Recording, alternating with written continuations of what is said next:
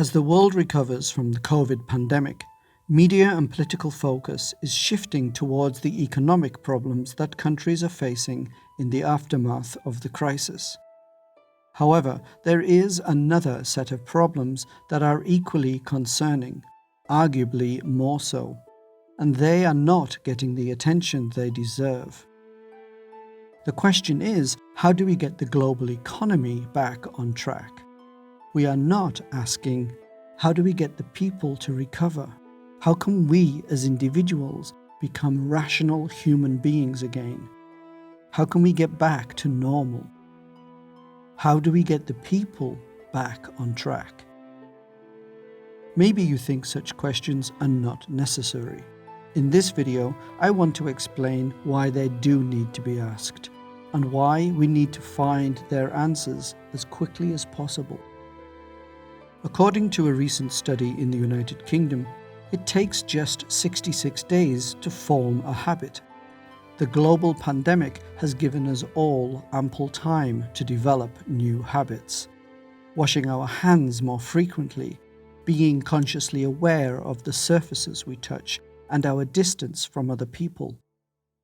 Over the last 90 days or more, we have got into the habit of living with COVID-19. Sometimes habits become addictions. The difference between the two is an important one. Habits are routine activities that we choose to do. We enjoy doing them, but we don't get anxious or stressed if we stop doing them. In fact, sometimes we enjoy a break from the routine of a habit.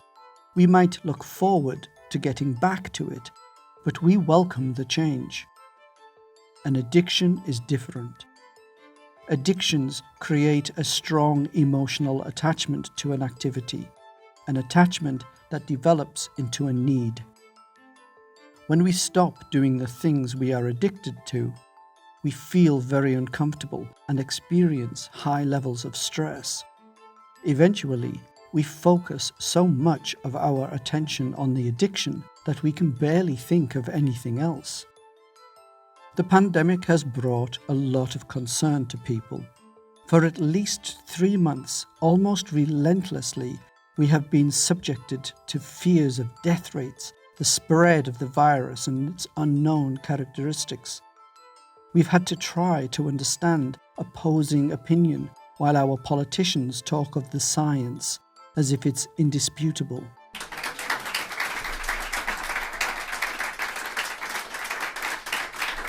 We have been left confused, filled with doubt and stress. Our lives have been twisted in such a way that they are almost unrecognizable. Why should the global economy be not just a greater concern for governments, but seemingly their only concern? What about the mental well-being of people?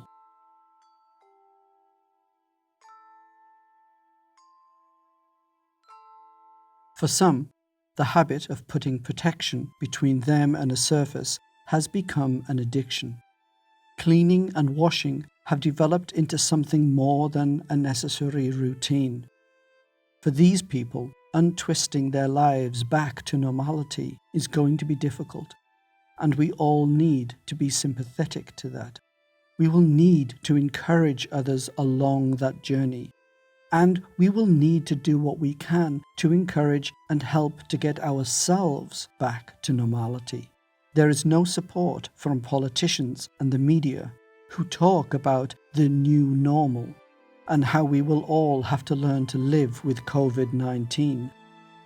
Such talk is grossly unhelpful and even callous. We have already been forced to live in a world where we have to fear terrorists, where we look with suspicion on those who are racially or even just politically different to ourselves. Now we have to learn to fear a virus. Not just the motives and beliefs of strangers, but their coughs and sneezes too. We even have to worry about our own coughs and sneezes. Political extremists and virus superspreaders threaten our way of life. Yet, are these the ones who are really the threat? Perhaps the greater threat to our daily lives is fears our governments instill in us. As individuals, we must stay alert and fool ourselves into thinking that we can make a difference.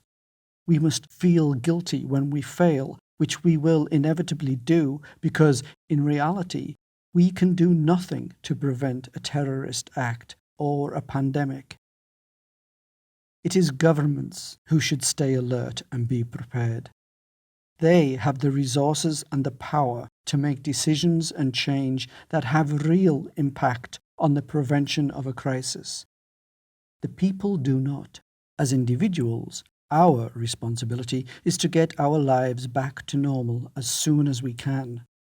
We can start that process by being rational with our concerns, forcing ourselves to do so if need be. We can challenge the emotional discomfort we feel when we touch outdoor surfaces. We need to resist the urge to wash our hands extensively.